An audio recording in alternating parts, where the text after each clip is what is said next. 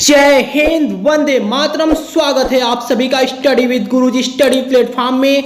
सभी भाइयों बहनों मित्रों एवं भावी शिक्षक शिक्षिकाओं का स्वागत है आज की इस क्लास में। दोस्तों, आज की इस क्लास में हम लेकर आए हैं आप सभी के लिए टीचिंग लर्निंग प्रोसेस शिक्षण अधिगम प्रक्रिया MCQs के कुछ महत्वपूर्ण प्रश्न। तो आप सभी लोग अंत तक वीडियो में बने रहिएगा जिससे इन सभी प्रश्नों के आंसर आप सभी को मिल सकें। तो चलिए देखते हैं आज का पहला प्रश्न। ये रहा स्क्रीन पर आप सभी के सामने।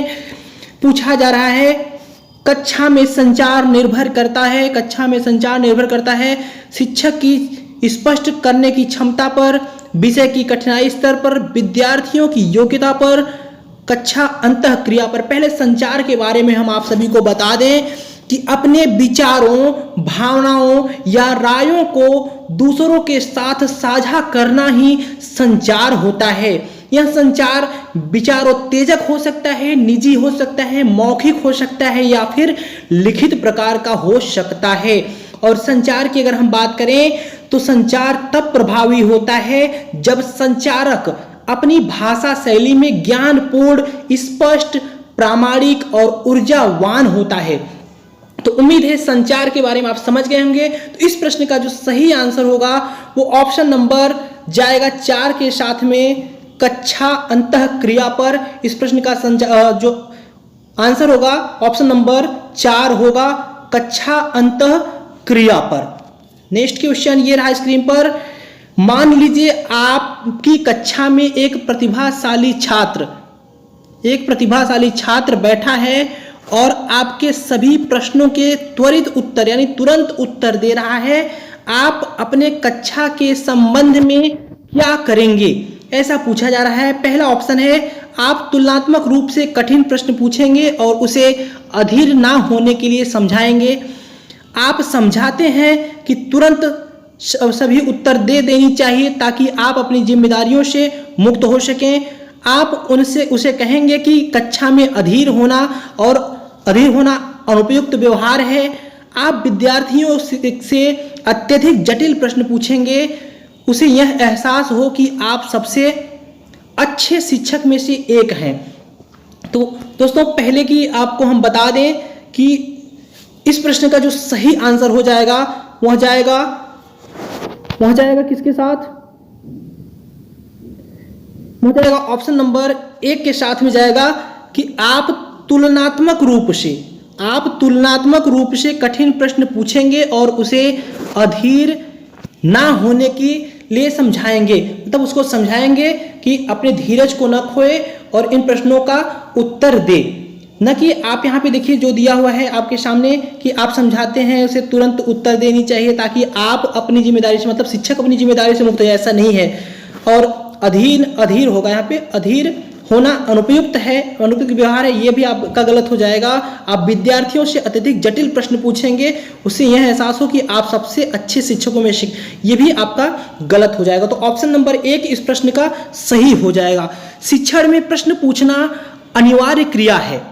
प्रश्न जो किसी के पूर्व ज्ञान का परीक्षण करने के लिए कौन, क्या, कहां और कब प्रश्नों का उपयोग किया जा सकता है के लिए तथ्यात्मक प्रतिक्रियाओं की मांग करते हैं। तो इसलिए प्रश्न पूछना अनिवार्य होता है। चलते हैं आगे बढ़ते हैं। नेक्स्ट क्वेश्चन, आप शिक्षण कौशल की प्रगति के लिए सर्वोच्च महत्व प्रदान करेंगे।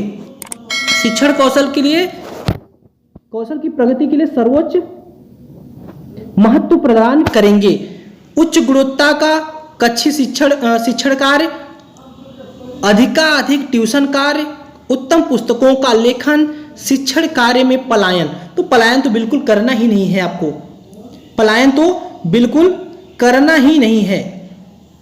तो आप जो करेंगे, क्या करेंगे? ट्यूशन के लिए कहीं नहीं सकते हैं, उत्तम पुस्तकों का लेखन की बात कर ही नहीं सकते हैं। तो इस प्रश्न का जो सही आंसर हो जाएगा ऑप्शन नंबर 1 के साथ में जाएगा, उच्च गुणवत्ता का कक्षी शिक्षण कार्य। इस प्रश्न का सही आंसर हो जाएगा। तो उम्मीद है आप यहां पर समझ गए होंगे। अब आपको बता दें शिक्षण कौशल के बारे में। तो शिक्षण कौशल शिक्षकों का व्यवहार है जो विद्यार्थियों को प्रत्यक्ष या अप्रत्यक्ष रूप से सीखने की सुविधा प्रदान करती है। बीके पासी के अनुसार शिक्षण कौशल संबंधित शिक्षण कृत्यों या व्यवहारों का एक समूह है जो विद्यार्थियों को अधिगम में सुविधा प्रदान करने के इरादे से किया जाता है। तो उम्मीद है आपने नोट कर लिया होगा। बढ़ते हैं आगे, अगले प्रश्न को देखते हैं। यदि आपके अभिभावक आपकी बहन को शिक्षा से वंचित रख रहे हैं तो आप क्या करेंगे?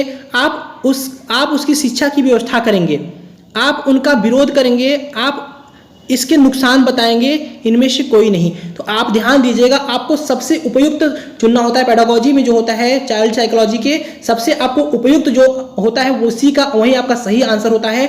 तो आप क्या करेंगे? उसकी शिक्षा की व्यवस्था करेंगे, ये आपका गलत हो जाएगा।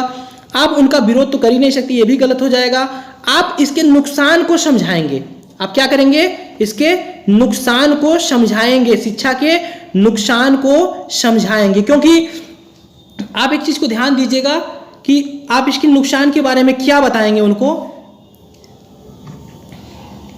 आप ध्यान दीजिए कि अगर कोई महिला होती है, कोई महिला होती है तो वो क्या होती है? बालिका होती है।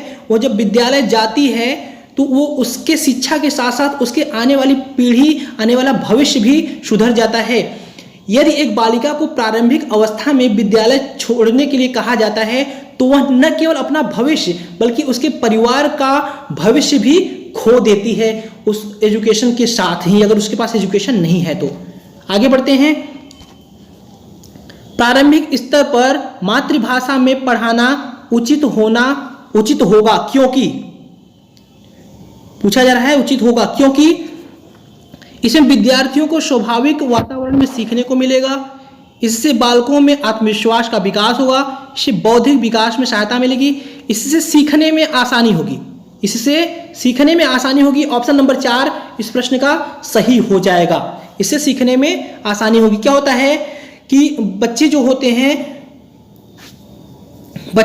कुछ अपनी जो भाषा होती है, अपनी मातृभाषा से कुछ न कुछ सीख करके आए हुए होते हैं। तो यदि हम उनको उन्हीं के मातृभाषा में पढ़ाएंगे या कोई भी शिक्षक उनको प्रारंभिक स्तर की शिक्षा दे रहे हैं तो उनको उनकी मातृभाषा में समझाएंगे तो वो अच्छी तरह से समझ जाएंगे, तो उनको सीखने में आसानी होती है। उम्मीद है समझ गए होंगे। आगे बढ़ते हैं, अगले प्रश्न को देखते हैं। सूक्ष्म शिक्षण है, पूछा जा रहा है सूक्ष्म शिक्षण है। तो सूक्ष्म शिक्षण क्या है? औसरेडियन शिक्षण, प्रभावशाली शिक्षण, मूल्यांकन शिक्षण, वास्तविक शिक्षण। तो इस प्रश्न का जो सही आंसर हो जाएगा, ऑप्शन नंबर 1 के साथ में जाएगा। औसरेडियन शिक्षण इस प्रश्न का सही आंसर हो जाएगा। सूक्ष्म शिक्षण की अगर हम बात करें तो सूक्ष्म शिक्षण में क्या होता है? शिक्षक प्रशिक्षण में उपयोग की जाने वाली एक तकनीकी है जो विशिष्ट शिक्षण व्यवहार प्राप्त होने तक अभ्यास, प्रतिक्रिया, पुनरावृत्ति के माध्यम से विशिष्ट कक्षा दक्षताओं को प्राप्त करने में मदद करती है। अगली स्लाइड में हम कुछ चीजें आपको समझाते हैं। तो इस प्रश्न का सही आंसर ऑप्शन नंबर 1 हो जाएगा। अब सूक्ष्म शिक्षण के बारे में यहाँ पे दिया हुआ सूक्ष्म शिक्षण के बारे में आपको एक चीज बता दें कि भी आगे आपको आएगा। तो इस प्रश्न का सही आंसर हो जाएगा ऑप्शन नंबर 1। बढ़ते हैं, अगले प्रश्न को देखते हैं। स्मृति एवं बोध के शिक्षण प्रतिमानों की संरचना में कौन सा वाक्य विन्यास महत्वपूर्ण है? ऑप्शन है योजना, अन्वेषण, सामान्यीकरण, प्रस्तुतिकरण। तो इस प्रश्न का जो सही आंसर हो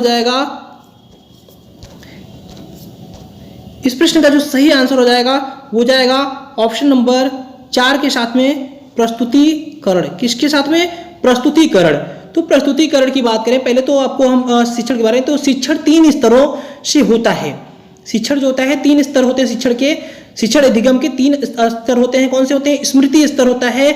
स्मृति स्तर में क्या होता है? यह स्मरण और ज्ञान की सरल प्रक्रियाओं पर बल देता है। बोध स्तर की अगर हम बात करें तो बोध स्तर जो होता है संबंध अथवा अंतर्दृष्टि पर बल देता है। और चिंतनशील स्तर, इस स्तर में महत्वपूर्ण चिंतन अथवा समस्या समाधान मुख्य विषय होते हैं। तो इस प्रश्न का जो सही आंसर होगा प्रस्तुतिकरण हो जाएगा। अगला प्रश्न, सूक्ष्म शिक्षण के भारतीय प्रतिमानों में कुल कितना समय लगता है? तो कुल समय की अगर हम बात करें तो दोस्तों क्या 30 मिनट, 40 मिनट, 36 मिनट या 45 मिनट लगता है? तो इस प्रश्न का जो सही आंसर होगा वो ऑप्शन नंबर 3 के साथ में जाएगा 36 मिनट। इस प्रश्न का सही आंसर हो जाएगा, कुल समय लगता है 36 मिनट। अब 36 मिनट किस में लगता है, हम आपको वो सारी चीजें बताते रहे। यहां पर आप देखिए सूक्ष्म शिक्षण जो होता है, सूक्ष्म शिक्षण में क्या होता है, पहले शिक्षण जो होती है, शिक्षण ये कितना होता है 6 मिनट का होता है, शिक्षण 6 मिनट का होता है। फिर उसके बाद होता है प्रतिपुष्टि, प्रतिपुष्टि भी कितने मिनट का होता है 6 मिनट का होता है। फिर उसके बाद होता है पुनः पाठ योजना, पुनः पाठ योजना जो होता है 12 मिनट का होता है। फिर आता है पुनः शिक्षण, फिर होता है क्या पुनः शिक्षण, ये भी कितना होता है 6 मिनट का होता है।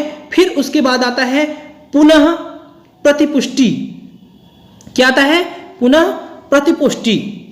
तो इस प्रकार से क्या होता है कुल संपूर्ण 36 मिनट इसमें लगते हैं, किसमें लगते हैं सूक्ष्म शिक्षण में। तो उम्मीद है कि आप इन चीजों को समझ गए होंगे। अब बढ़ते हैं आगे, देखते हैं अगले प्रश्न को। सूक्ष्म शिक्षण के कुछ कौशल के बारे में हम आपको बता दें तो इनके जो कौशल होते हैं, पहला होता है निर्देशात्मक उद्देश्य लेखन का कौशल, दूसरा होता है अध्याय प्रस्तुति का कौशल, तीसरा होता है ब्लैक बोर्ड लेखन का कौशल, चौथा पूछताछ में वाक्पटुता का कौशल, पूछताछ करने का कौशल, व्याख्या करने का कौशल, प्रदर्शन का कौशल, सुदृढ़ीकरण का कौशल, समापन प्राप्त करने का कौशल। ये निम्न कौशल जो दिए हुए हैं ये सूक्ष्म शिक्षण के कौशल हैं, आपसे पूछे जाते हैं परीक्षा में, तो इन सब चीजों को आप नोट कर लीजिएगा। बढ़ते हैं अगले प्रश्न को देखते हैं। यदि एक शिक्षक कक्षा में एक छात्र को समयाग्रस्त पाता है तो उसे क्या करना चाहिए, मतलब समय से नहीं पहुंचता है, विलंब से देर से पहुंचता है, तो उसको क्या करना चाहिए। तो बच्चे को तत्काल घर वापस भेज देना चाहिए, बिल्कुल नहीं, नेगेटिव हो जाएगा, बच्चे को भेजना नहीं है। उसके बच्चे को नजरअंदाज कर देना चाहिए, ये भी नहीं कर सकते। बच्चे को दंड देना चाहिए, ये भी नहीं कर सकते। इसमें क्या हो जाएगा, बच्चे को परामर्श प्रदान कर देना चाहिए, बच्चे को परामर्श प्रदान करना चाहिए। इस प्रश्न का सही आंसर हो जाएगा। अब हम आपको बता दें समयाग्रस्त बच्चे कौन से होते हैं। तो समयाग्रस्त बच्चे वे बच्चे होते हैं जिन्हें पालना या शिक्षित करना कठिन होता है। उनके पास कक्षा को बाधित करने की प्रवृत्ति होती है क्योंकि वे आत्मनियंत्रित नहीं होते हैं, साथ ही वे अपने असामाजिक व्यवहार के लिए बदनाम होते हैं। शिक्षक को छात्रों से जुड़ी कई समस्याओं का सामना करना पड़ता है क्योंकि प्रत्येक शैक्षिक कार्यक्रम में व्यवहार संबंधी समस्या वाले कई बच्चे पाए जाते हैं। तो आप क्या करेंगे कि बच्चे को परामर्श प्रदान करेंगे, इस प्रश्न का सही आंसर हो जाएगा। नेक्स्ट क्वेश्चन को देखते हैं। निम्न में से किस कौशल से पूर्व ज्ञान का परीक्षण किया जाता है। निम्न में से किस कौशल से पूर्व ज्ञान का परीक्षण किया जाता है। तो निम्न में जो पूर्व ज्ञान का कौशल होता है प्रदर्शन कौशल से होता है, क्या प्रस्तुति कौशल से होता है, या उद्दीपन परिवर्तन कौशल से होता है, या फिर समापन कौशल से होता है। तो इस प्रश्न का जो सही आंसर हो जाएगा ऑप्शन नंबर 2 के साथ में जाएगा प्रस्तुति कौशल, प्रस्तुति कौशल के साथ में जाएगा। हमने अभी आपको सूक्ष्म शिक्षण के कौशलों के बारे में बताया, तो यह भी क्या है एक कौशल है, प्रस्तुति कौशल। अब आपको बता दें सूक्ष्म शिक्षण के बारे में भी पीछे हमने आपको बताया कि क्या होता है सूक्ष्म शिक्षण। तो यहाँ पर हम आपको कुछ पॉइंट और बता देते हैं, उसको आप सभी नोट कर लीजिएगा कि पिछले ज्ञान का परीक्षण जो होता है प्रस्तुति कौशल के अंतर्गत आता है। जो पिछला ज्ञान होता है उसकी जो प्रस्तुति उसका जो परीक्षण किया जाता है वही क्या कहलाता है, प्रस्तुति कौशल कहलाता है। इस कौशल में शिक्षक विद्यार्थियों के पिछले ज्ञान का परीक्षण करके उनसे प्रश्न पूछते हैं। शिक्षक खोज अधिगम को प्रोत्साहित करके बच्चे को अपने अनुभव से जोड़ते हैं। शिक्षक उनके पिछले ज्ञान को सक्रिय करके उन्हें नए अध्याय से जोड़ने का प्रयास कर सकते हैं। तो आप सभी उम्मीद है समझ गए होंगे कि प्रस्तुति कौशल क्या होता है। तो दोस्तों आज की क्लास को हम यहीं पर रोकेंगे। वीडियो कैसी रही कमेंट जरूर करिएगा, और अगर पसंद आई है वीडियो तो वीडियो को लाइक कर दीजिएगा, दोस्तों के साथ शेयर कर दीजिएगा, और अगर अभी तक चैनल को सब्सक्राइब नहीं किया है तो चैनल को सब्सक्राइब कर लीजिए, जिससे हमारे चैनल पर आने वाले इंपॉर्टेंट वीडियो के नोटिफिकेशन आप सभी को मिलते रहें। और अगर आप सभी चाहते हैं कि नोट्स आप सभी को मिलते रहें तो हमारा Telegram channel study with Guruji Telegram पर जाकर के ज्वाइन कर लीजिए, या फिर वीडियो के लिंक में आपको टेलीग्राम के लिंक मिल जाएंगे वीडियो के डिस्क्रिप्शन में। आप डिस्क्रिप्शन में जाकर के वीडियो लिंक ले सकते हैं, देख सकते हैं टेलीग्राम का, और वहां से ज्वाइन कर सकते हैं। और दोस्तों अपने दोस्तों से वीडियो जरूर शेयर करिएगा दोस्तों के पास, जिससे उनको भी इन सब प्रश्नों के आंसर मिल सकें, वो भी बन सके शिक्षक या शिक्षिकाएं। तो फिलहाल आज इसी उम्मीद के साथ क्लास को रोकते हैं कि आप सभी इन प्रश्नों को नोट कर लिए होंगे। फिर मिलते हैं आपसे नेक्स्ट क्लास में, तब तक के लिए थैंक यू सो मच। जय हिंद, जय भारत।